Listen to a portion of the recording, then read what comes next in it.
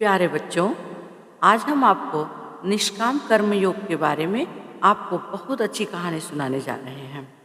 बिना निस्वार्थ भाव से काम करने पर किस तरीके से ईश्वर जीवन में व्यक्ति को सफल करता है, आपको रामू और गोपाल की कहानी से बहुत अच्छी तरह से पता चल जाएगा। रामू और गोपाल दोनों एक ही गांव रामपुरा के रहने वाले थे। दोनों ही कहार जाति के थे। गोपाल इच्छा नगरी नरेश के प्रधानमंत्री के पेशकार के घर बर्तन मांजने, झाड़ू लगाने आदि का काम करता था। रामू से उम्र में बड़ा था, पर संबंध के नाते भाई था। रामू का पिता गांव में प्रतिष्ठित माना जाता था। रामू कहार के घर पैदा हुआ था, पर वह बड़ा ही बुद्धिमान था और उसमें सात्विक गुणों की स्वाभाविक ही बहुतायता देखी जाती। रामू के हृदय में भगवत भक्ति, विनय, संतोष और निष्कामता आदि गुणों का भी विकास हो गया था। उसका चेहरा भी राजकुमार सा सुंदर था। गांव के सभी लोग उससे प्यार करते थे। रामू का गांव रामपुरा इच्छा नगरी राजधानी से थोड़ी ही दूर पर था। एक दिन तड़के ही रामू नहा धोकर घर से चल दिया और पौ फटते फटते इच्छा नगरी जा पहुंचा। उसने खोजते खोजते गोपाल के घर पहुंचकर सहसा गोपाल के चरण पकड़ दिया। गोपाल उस समय बिस्तर से उठा ही था। रामू को इस तरह देखकर वह चकित हो गया और आह्लाद तथा आश्चर्य से उसके चेहरे की ओर देखने लगा। बोला, भैया तुम धन्य हो। रामू ने पैर पकड़ते हुए ही कहा, अरे भैया तुम आए, बड़ा अच्छा किया। गांव में सब कुशल तो है, पर तुमने मेरे पैर क्यों पकड़ लिए? तुम तो वैसे मेरे भाई हो। गोपाल पीछे हटते हुए एक सांस में सारी बातें कह गया। भैया तुम्हारी महिमा मैं क्या कहूँ, बस तुम धन्य हो। रामू ने गदगद वाणी से फिर कहा, भैया वैसे तो मैं तुम्हारे घर का आदमी हूँ। मेरा काम देखो तो मैं महाराजा साहब के दीवान के पेशकार के यहाँ बर्तन मांजने वाला नीचे दर्जे का नौकर हूँ। मैं धन्य कैसे हो गया? गोपाल ने जिज्ञासा से कहा, भैया इसलिए तो तुम धन्य हो। तुम जानते हो हमारे महाराजा उच्च कोटि के महापुरुष हैं। वे अनन्य भक्त, ज्ञानी और योगी महात्मा हैं। रामू ने गोपाल के पैरों से चिपटे हुए ही कहा, पर इससे क्या हुआ? इन सद्गुणों से संपन्न तो महाराजा है ना? पैर छुड़ाते हुए गोपाल ने कहा, मुझ में तो कोई गुण नहीं है। रामू ने आदर और प्रेम भरे शब्दों में कहा, भाई ऐसे महापुरुष महाराजा के दीवान की पेशकार की नौकरी मिलना क्या कोई साधारण बात है? मुझे तो ऐसी नौकरी मिल जाए तो मैं अपने जीवन को सफल समझूं, बल्कि तुम्हारी ही सेवा का अवसर मिल जाए तो भी मेरा जीवन धन्य हो सकता है। ऐसा कहकर वह गोपाल की मुंह की ओर देखने लगा। गोपाल पर रामू के शब्दों का बड़ा प्रभाव पड़ा। गोपाल ने कहा, भैया पेशकार साहब को तो आदमी की जरूरत ही थी। वे मुझसे कह रहे थे तुम आ गए और तुम चाहते भी हो, अतः आज ही मैं तुम्हें काम दिलवा दूंगा। रामू पेशकार के यहाँ बड़ी लगन से काम करने लगा। महीना पूरा होने पर गोपाल के हाथ भेजे हुए वेतन को जब उसने नहीं लिया, तब पेशकार ने उसे बुलाकर कहा, तुम अत्यंत उत्साह, श्रद्धा, प्रेम तथा तत्परता से दिन रात काम करते हो। काम भी पहले नौकर से दुगने कर लेते हो। इतना काम तो कोई नौकर करता ही नहीं। फिर भी पिछले मास में तुमने वेतन नहीं लिया। इससे मैं बहुत लज्जित हूँ। मैं समझता हूँ तुम्हें 10 रुपये मासिक बहुत कम है, तो अब तुम जितना कहो उतने ही रुपए प्रति मास के लिए मैं निर्धारित कर दूं। रामू की प्रसन्नता की सीमा नहीं थी। उसे शुद्ध, सात्विक एवं दिव्य गुण संपन्न नरपति के दीवान के पेशकार के पास रहने का स्थान जो मिल गया था, इसी कारण वह अहमता, ममता तथा आसक्ति और स्वार्थ को त्याग कर अत्यंत श्रद्धा, भक्ति, समन्वित हृदय को लेकर निष्काम भाव से सेवा कर रहा था। पेशकार उससे अत्यंत संतुष्ट हो गया था।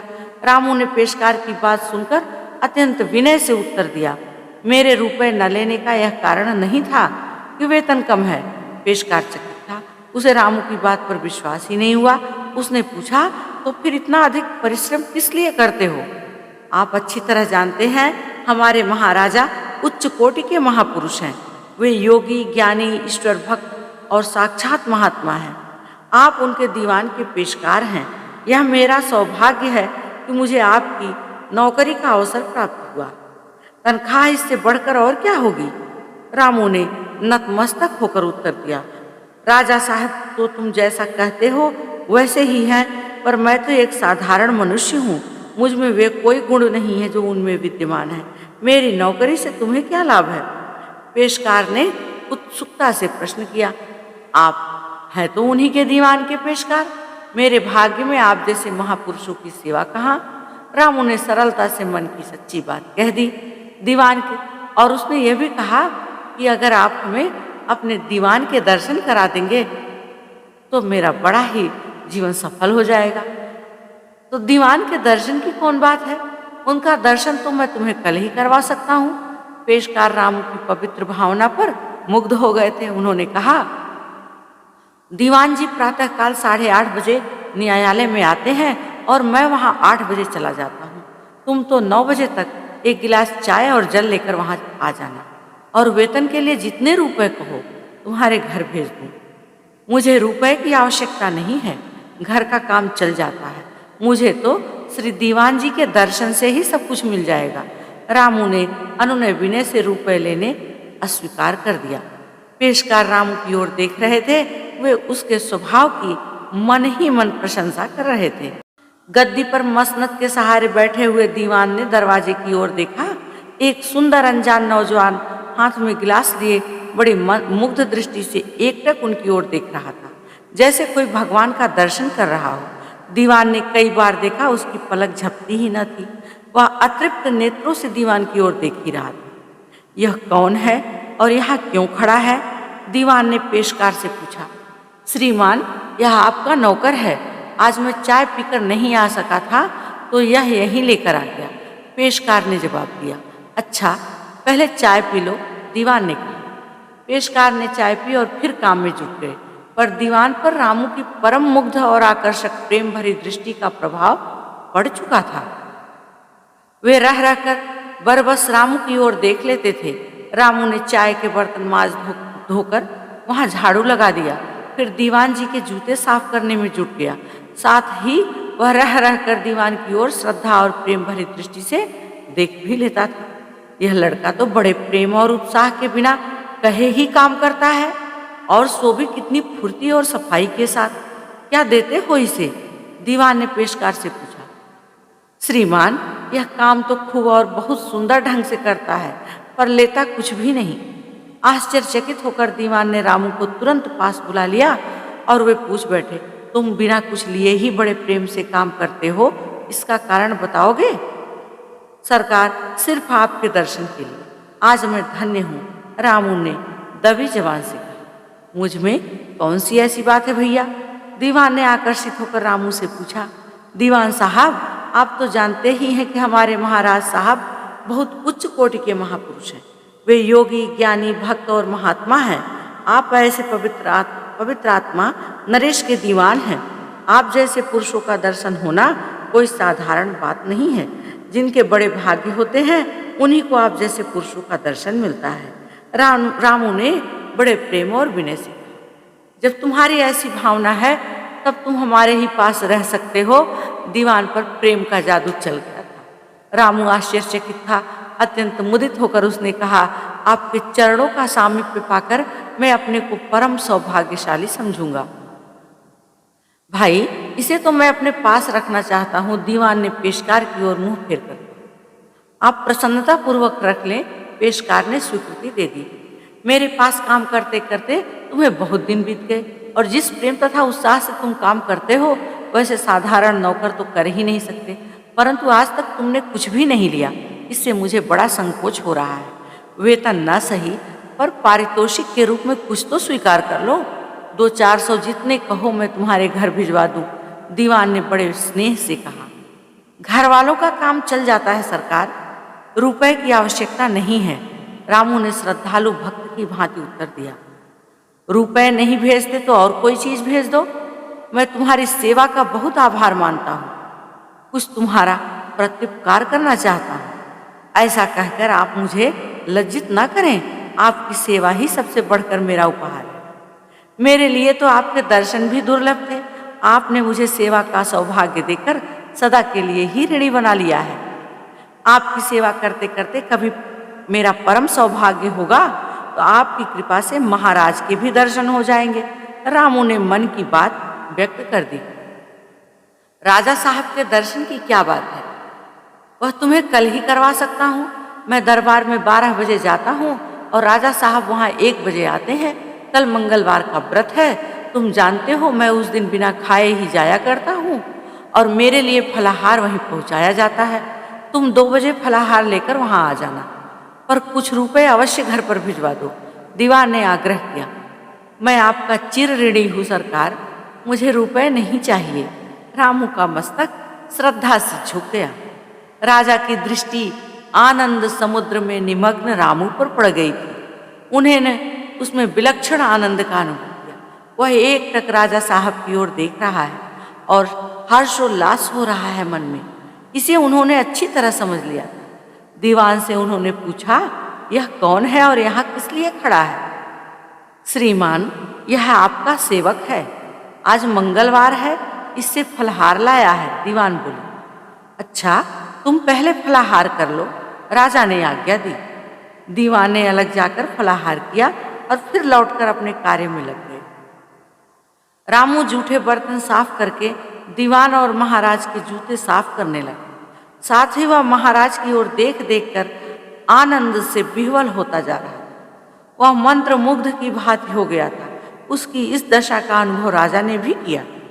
यह लड़का बड़ा उत्साही मालूम होता है, इसे वेतन क्या दिया जाता है? राजा ने दीवान से प्रश्न किया। सरकार, काम तो यह बड़ी ही तत्परता तथा उत्साह से करता है, परंतु वेतन के नाम पर यह कुछ भी नहीं लेता है। दीवान ने जवाब दिया। महाराज को बड़ा आश्चर्य हुआ। उन्होंने रामू को बुलाकर पूछा, तुम बिना कुछ लिए ही इतना प्रेम और उत्साह से काम करते हो, इसका क्या कारण है? सरकार, बिना कुछ लिए ही कैसे, इन्हीं की तो कृपा है जो मैं आज सरकार जैसे अप्रतिम महापुरुष के दर्शन करके कृतकृत्य हो गया। मेरा अहो भाग्य है जो मैं आज सरकार के दर्शन कर रहा हूँ। रामू गदगद हो गया था। तुम अपने को कृतकृत्य मानते हो, ऐसी कौन सी बात है? सरकार महापुरुष हैं। सरकार जैसे योगी, ज्ञानी, भक्त और महात्मा के दर्शन बहुत ही दुर्लभ हैं और बड़े ही भाग्य से होते हैं। आज सरकार के दर्शन करके मैं परम धन्य हो गया हूँ। मेरा जन्म आज सफल हो गया। रामू ने महाराज के चरण पकड़ लिए। यदि तुम्हारी इच्छा हो तो मेरे साथ सदा रह सकते हो। राजा ने रामू से प्रभावित होकर के कह दिया, यह तो मेरे लिए परम सौभाग्य की बात है, इससे बढ़कर मेरे लिए और हो ही क्या सकता है। रामू का मस्तक नरपति के चरणों में गिर पड़ा। इस बच्चे को मेरे पास रहने दो, राजा ने दीवान से कह दिया। उनके हृदय में प्यार उमड़ने लगा। दीवान ने सिर झुका लिया। मैं तुम्हारी सेवा से बहुत संतुष्ट हूँ, परंतु न रुपए लेते हो और न ही कुछ घर पर भिजवाते हो। मैं तुम्हारा आभारी हूँ। तुम्हारी जो कुछ इच्छा हो कहो, मैं तुम्हारा कुछ भी अभिष्ट हो पूरा करना चाहता हूँ। राजा बोले, महाराज, जब इस नगड़े दास पर संतुष्ट हैं तब मैं सब कुछ पा गया, मुझे रुपए की आवश्यकता नहीं है। रामू ने उत्तर में कहा, मैं तुम्हारा आभार मानता हूँ, मेरे संतोष के लिए तुम्हें कुछ न कुछ लेना ही होगा। नरेश ने पुनः आग्रह पूर्वक कहा। यूं कहकर मुझे लज्जित न करें, मुझे तो सरकार की सेवा के सामने भौतिक वस्तुएं अत्यंत तुच्छ प्रतीत होती हैं। इसके अतिरिक्त मुझे और कुछ नहीं चाहिए। इस पर भी यदि आप आग्रह करते हैं तो फिर मैं जो मांगू आपको वही देना होगा। रामू ने मधुर शब्दों में कहा, निश्चय ही तुम जो मांगोगे मैं दे दूंगा। नरेश ने निश्चित कर लिया था, इसके मांगने पर समस्त राज्य की प्रसन्नता पूर्वक भी मैं दे सकूं। मैं सदा सर्वदा सरकार के चरणों के साथ रह सकूं। मुझे सरकार कभी एक क्षण के लिए भी अपने से अलग न करें। श्रद्धा विगलित हृदय से रामू महाराज के चरणों में लौट गया। इसमें कौन सी बात है, तुम तो अधिक से अधिक मेरे साथ रहते ही हो, कुछ और मांगो। बस मैं यही चाहता हूँ, मुझे कोई आपत्ति नहीं है, तुम प्रसन्नता पूर्वक मेरे साथ हो। रात्रि में शयन कक्ष में मेरे पीछे कैसे? महाराज, नित्य समीप रहने की आज्ञा मिल चुकी है। हाथ जोड़कर रामू ने तुरंत जवाब दिया, आओ। महाराज ने कहा, तुम्हारे कोई पुत्र नहीं था, अब इसे तुम्हारी सेवा के लिए पुत्र रूप से लाया हूं। राजा ने महारानी से कहा। बहुत अच्छा। रानी ने रामू की ओर देखा। उसके मनोहर मुखमंडल को देखकर उनके नेत्रों से स्नेहाश्रुओं की बूंदें टपक पड़ी। वात्सल्य उमड़ आया। रामू मंत्रमुग्ध शिशु की भांति महारानी की ओर एकटक देख रहा था। अब तक तो यह कामकाज देख रहा था, पर अब सब कागजात आज से यही सही किया करेगा और इसी की सही मेरी सही समझ लेना। राजा ने दीवान से कह दिया। वे रामू के सेवा से अत्यंत संतुष्ट थे।